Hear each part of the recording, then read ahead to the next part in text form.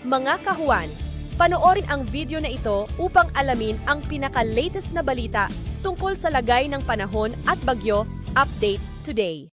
Kumikita po natin patuloy pa rin yung epekto ng Intertropical Convergence Zone or ITCZ dito sa may Southern Mindanao. Inaasahan po natin magdadala ito ng mga kalat-kalat na pag-ulan sa ilang bahagi ng Mindanao.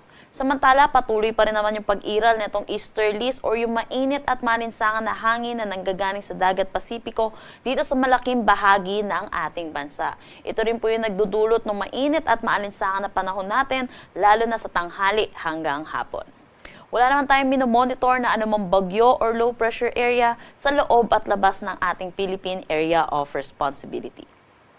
Para naman sa ating heat index ngayong araw, inaasahan natin dito sa Metro Manila, possible tayo makapagtala ng 41 to 42 degrees Celsius. Kung makikita po natin yung 42 degrees Celsius, danger level po ito at possible ito yung may tala dito sa Minaiya, Pasay City.